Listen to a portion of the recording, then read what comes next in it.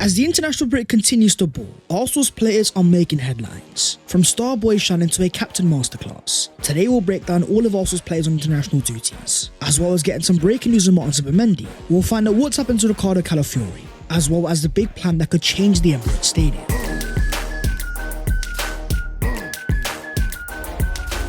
Yo, what is going on, guys? My name is Baz14. Welcome back to your boys channel, and we are still in its international break, but you know what? Some Arsenal players have had some very eventful games that we are going to break down in this video. So as per, smash a like on the video if you enjoy and subscribe to the channel if you are new. As always, your boy appreciates your guys' consistent support. But starting off with Arsenal's international star boys, Ethan Nwaneri and Lewis-Skelly.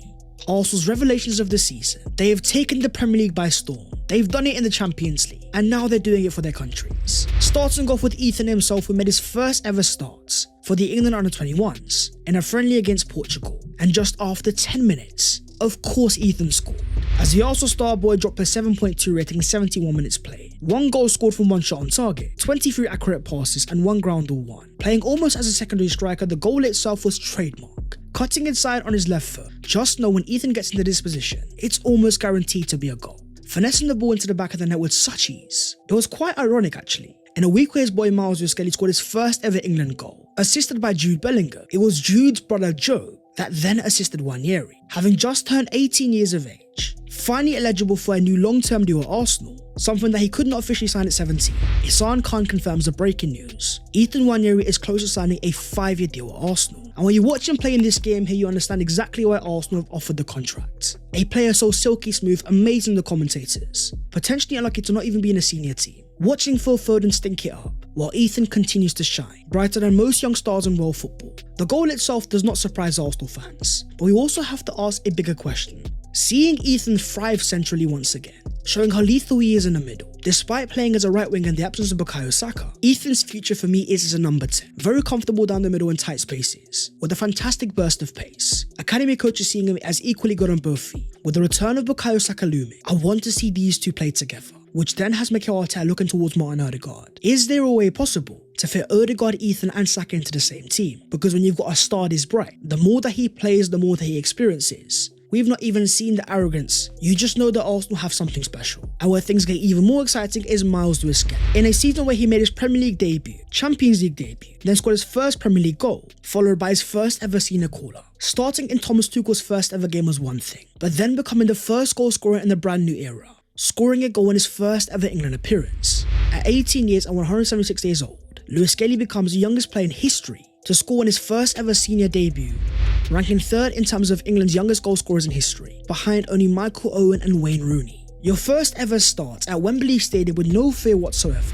dropping a 7.7 rating, with 1 goal scored, 3 out of 3 ground balls won, a whopping 93% of passes completed. The definition of composure, the definition of fearless, as Miles was awarded the official Man of the Match award on top of his debut goal. It seems like staying humble gets you very far, with former Arsenal teammate Eddie Nketiah saying, "He has been and always will be the truth." This was yet another Lewis-Skelly statement, showing the entire world how absurdly ready he is. Physically, I have never seen a player this ready, at such a young age. Point to flaws in his games and you will struggle. With the ability to break the line, as Miles started once again, as England cruised past Latvia 3-0, a 7.5 rating in 79 minutes play, 1 clearance, 2 ground balls won, and an absurd 99% passing accuracy. This guy just gets better and better. A star that shines on the brightest of stages. A level of self-belief, confidence and assertiveness. What I love the most about Miles is the fact that he also takes responsibility. In the build-up phase, not scared to pick up the ball, progress his team higher up the pitch. We've talked about the potential of playing him in midfield, having come through there in the academy, as shown by his debut goal. There's definitely a threat going forward. But at this current stage of his career at left back, Miles is offering an insane profile. Elite in terms of 1v1 duels, incisive in terms of passing, throwing it back to Arsenal heritage, a club that of course produced a top left back in the past, that we will not name because of certain reasons. A goal on his debut and then involved once again for England, winning the free kick for England's opener.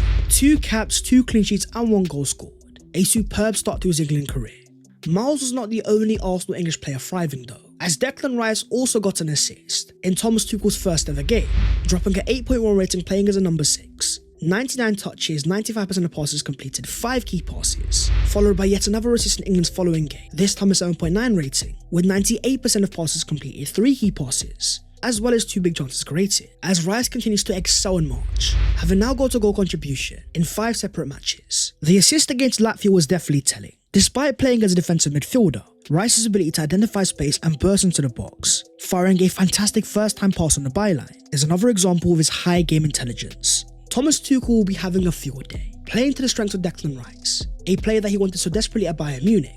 Alongside the likes of Jude Bellingham and Miles behind him, the Rice is definitely cooking. Likewise, the Arsenal captain Martin Ødegaard as Norway beat Moldova 5-0, with Ødegaard dropping an 8.1 rating, 1 assist, 5 key passes, 4 out of 4 accurate long balls, 4 successful dribbles and 8 ground balls won, playing as a number 10 in a more free role. The Arsenal captain seemed to be in a bit more flow state, with the freedom to go left and right, influenced the game on both sides. It was no surprise that when he drifted over to the left hand side, at a more vertical angle he was able to find balls in behind, further posing the question towards Mikel Arteta of trialling Ødegaard on the left. The magic continued though as Ødegaard thrived once again in the following game, providing 3 assists as Norway beat Israel 4-2, a proper masterclass of 3 assists, 3 successful take-ons, and a whopping 8 chances created. But Ødegaard wasn't the only Arsenal midfielder thriving, as Thomas Partey scored a brace for Ghana in a 3-0 victory over Madagascar. Rice assists, Ødegaard assists, Partey goals, not to mention Marino scoring as well. The Arsenal midfielders had a very successful international break. But what about the Mbappe of centre-backs William Saliba?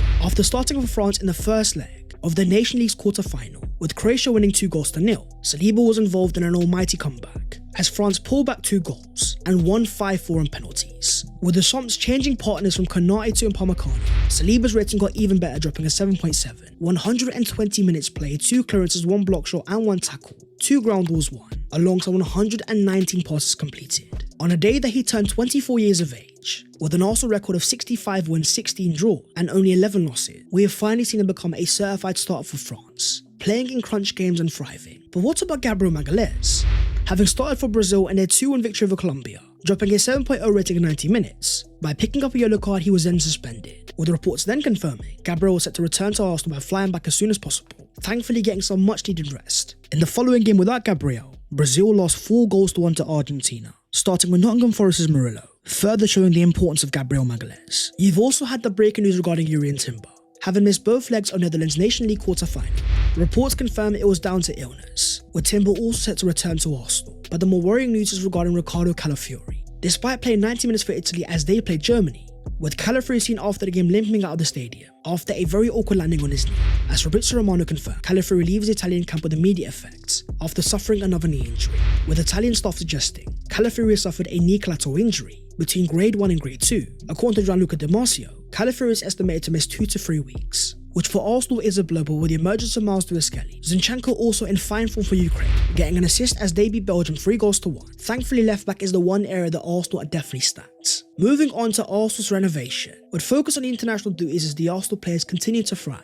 There are some intriguing reports coming behind the scenes regarding the future of the Emirates Stadium, as according to Isan Khan, Arsenal are mulling over on which way to expand the Emirates Stadium after being presented a variety of options by an architectural design firm.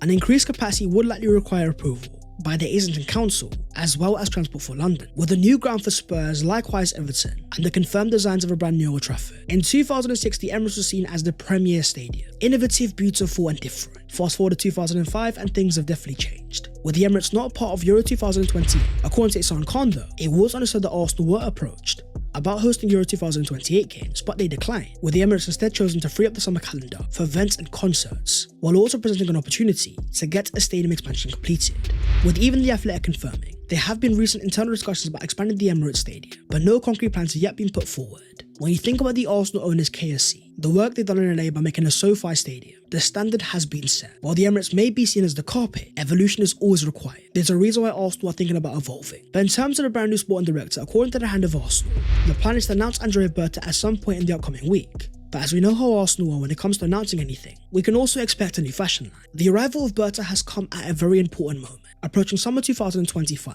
a window seen by many Arsenal fans as the prime opportunity to get this team finalised. Many Arsenal fans see it as make or break.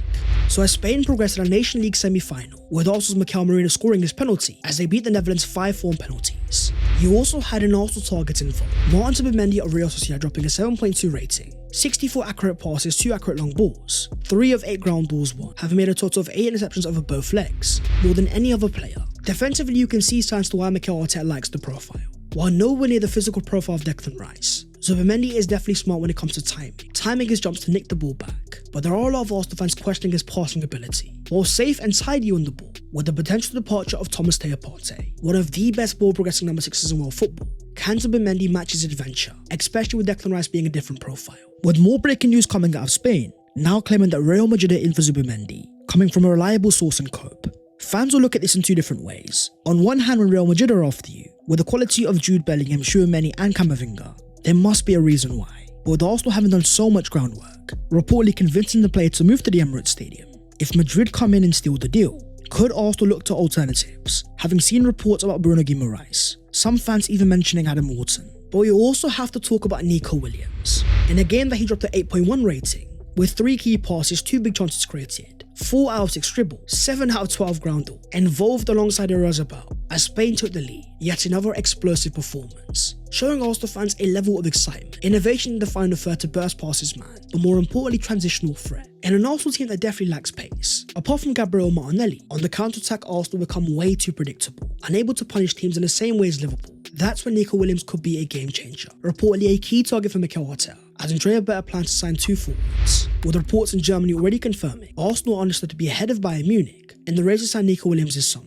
We've also got news on a promising striker coming out of France. Eintracht Frankfurt's Hugo Ekitike, as reports in Germany confirmed that Arsenal are keen on signing the player. Although clubs like Newcastle United, Liverpool and United are also interested, Arsenal is the most serious. Frankfurt wants 80 million euros and expect him to leave this summer, with even Fabrizio Romano confirming Ekitike is expected to leave Frankfurt this summer, with Premier League clubs already calling for the French striker, with Ekitike scoring a hat-trick with France's under-21s, as they beat England 5-3, 3 goals from 4 shots on target, with 19 goals and 8 assists. Ask an Arsenal fan about a striker and the first player they'll name is Newcastle's Alexander Isak. Hugo Ekitike is seen as the baby Isak, a player similar in terms of frame and power, lanky with a burst of pace from behind, technically a very sound player, while still being only 22 years of age. The price tag still being massive but nowhere near as big as Isak's. Ekitike has a lot of potential and I can see why Arsenal fans like the profile, but the one concern I have is finishing, having scored 13 Bundesliga goals this season, from an XG of 17.5, with only a 15% goal conversion. Compare that to Benjamin Sesko, who has 10 goals, from an XG of 7.43 and a 19% goal conversion. The Arsenal list is definitely growing,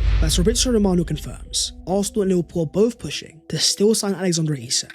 We're putting transfers to one side and talking about our current forwards, with reports claiming a return of Bukayo Saka when it comes to training on grass. Here was Bukayo alongside the brand new England boss Thomas Tuchel. Just look how happy he is to see Saka, with even more reports now claiming Arsenal have scheduled a friendly match behind closed doors to give the players who have stayed behind during the break some minutes. Bukayo Saka to take part in this match as he steps up his recovery. A return is pending and there's a reason why Arsenal fans are so excited. The return of Bukayo Saka means the return of Arsenal's outline, as shown here in terms of expected assists per 90. Saka was ranking above Mo Salah when it came to being the creative spark, still second in the Premier League when it comes to total assist. Despite not playing since December the 21st, Saka is only 2 big chances away from the number 1 in Mo Salah, with Arsenal's return game against Fulham at the Emirates Stadium. Will Bukayo be on the bench? Because one player that definitely will be there, according to Simon Collins, could be Urian Timber, who is expected to be fit for Arsenal's return to the Premier League action, which then leads us to a very important question. With Ben White returning before the international break, having had a whole 2 weeks to further recover, as well as gaining more sharpness, or Timber's missed the last 2 games via illness, come the game against Fulham, the question to you guys is,